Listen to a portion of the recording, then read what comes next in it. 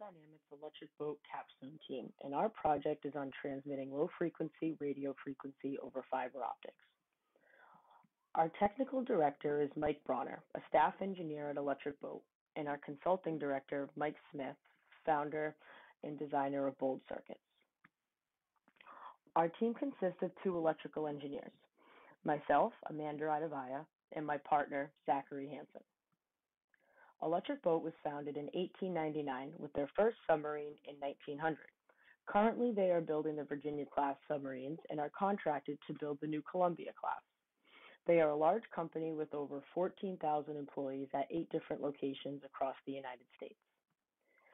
The motivation for our project is to communicate between buildings and radio towers utilizing low-frequency radio waves.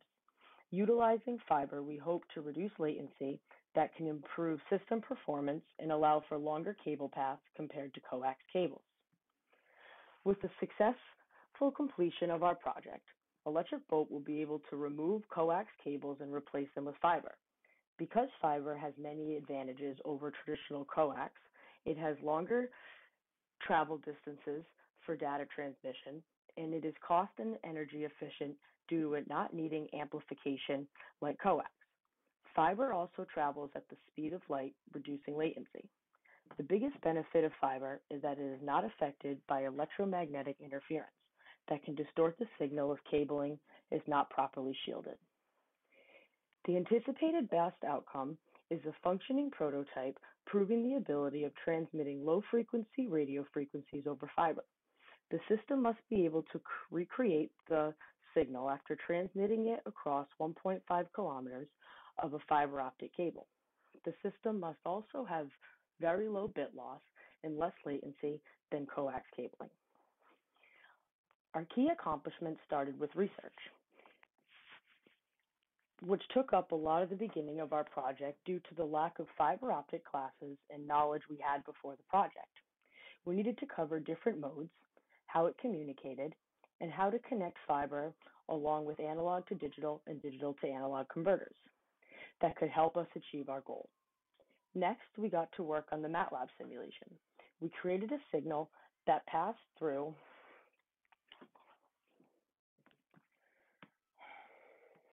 The key accomplishments started with research, which took up a large majority of the beginning of the project due to our lack of fiber optic classes and knowledge. We needed to cover the different modes, how it communicated, and how to connect fiber along with analog to digital and digital to analog converters that could help us achieve our goal. Next, we got to work on the MATLAB simulation. We created a signal that passed through a 12-bit ADC in a simulated fiber transmission. Then, we converted it back to a digital signal to send it through a 12-bit DAC, producing our original input signal. After this, we started the process of building the prototype utilizing 2 Arduino Megas that will interface with the optical transmitter and receivers using UART connections. The ADC and DAC will utilize SPI communication. As you can see here, we started with a 10 kilohertz signal and sent it through our 12-bit analog to digital converter that will then go through the optical transmitter. The optical transmitter will transmit the signal over 1.5 kilometers of single mode fiber. From there, it will go into an optical receiver that will provide the signal to a 12-bit digital to analog converter, outputting a signal identical to the original. What you don't see in the block diagram is the Arduino. We utilized 2 Arduino Megas for this project. They are the behind-the-scenes interface that communicate with all the steps in the block diagram. The first will be communicating with the ADC and the optical transmitter, while the second Arduino will be communicating with the DAC and the optical receiver. My technical accomplishments began with a heavy amount of research, as stated prior in the slides. Our signal that will be transmitted to light will be traveling through a nanometer-thin core, which required us to have an understanding on how to transmit and receive over fiber. Research was also needed to learn about the ADC and DACs in order to choose the correct process of conversion for the project. After my initial research was complete, I used specific ADC and DAC equations to validate the equivalent input and output signals, along with the ADC and DAC that met the requirements set by the company to ensure we would meet our ABL. After verifying things on paper, I started helping with the MATLAB simulation, where we were able to successfully transmit a 10 kilohertz analog signal across a simulated system. This confirmed that we were able to create a system with the output signal being identical to the input signal. Next, I began working on the DAC. I created an algorithm that allowed communication between the ADC, DAC, and the Arduino utilizing SPI. In order to do this, a lot of research was needed regarding SPI communication. After successfully creating the code, I began configuring the prototype setup on the DAC side of the system. This included connecting the Arduino's DAC and the optical receiver. After the prototype was complete, I began testing the DAC individually.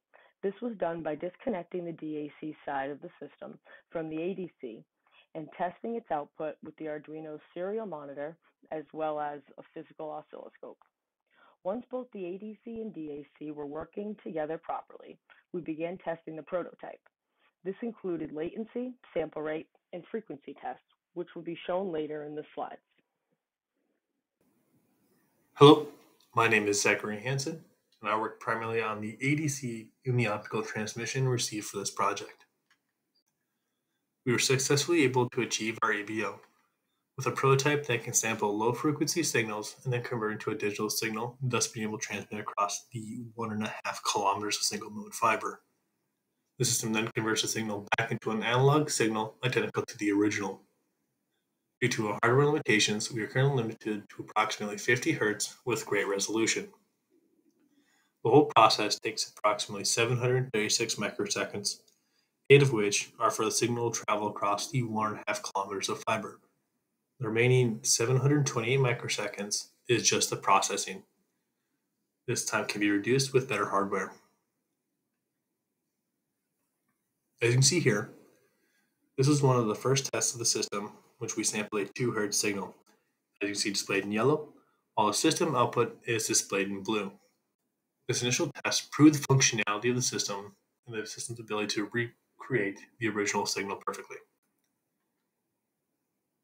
This image is displaying the time difference between the initial signal and the system output. Due to the system needing to process the information, some time delay is expected. To get an accurate time delay, let the system run for 1 minute to build upon samples. We use this to determine an accurate timing of the system. This buildup of samples is why the blue line looks a little wide on the right side. The system is not perfect. It is consistently trying to sample and transmit as fast as it can with no set time in which to sample or transmit. So it's running as fast as it possibly can. And as you can see in the informational block at the top, the delta between the two signals is 736 microseconds at its fastest. This is practically the fastest in which the system can do. This also gave us the ability to approximate the time it takes for the signal to travel across 1.5 kilometers of fiber. This was done by comparing the time delay between a 1 meter of fiber cable and the 1.5 kilometers of fiber cable. My technical accomplishments started with the research into the different modes of fiber and their properties. Then the analog digital converters and digital analog converters, ensuring what we used best for our project. I created initial MATLAB code and simulation of our project, identifying some hardware requirements. I identified and ordered the parts required for our prototype that best fits our capabilities and the system's needs. Ran into a small issue with the ADC we initially ordered due to it not having a functioning library and its incompatibility with the Arduino. I ordered another ADC to replace it and it worked perfectly fine. For a prototype, I worked on the ADC and the optical transmission link. For the prototype testing, I identified the latency, sample rate, and frequency range of the system. In summary, we have a functioning prototype that can transmit low-frequency fiber. Our system is currently limited by its hardware components, with better microcontrollers, we can reduce latency, and with better ADC and DAC, we can sample at higher frequencies. Thank you.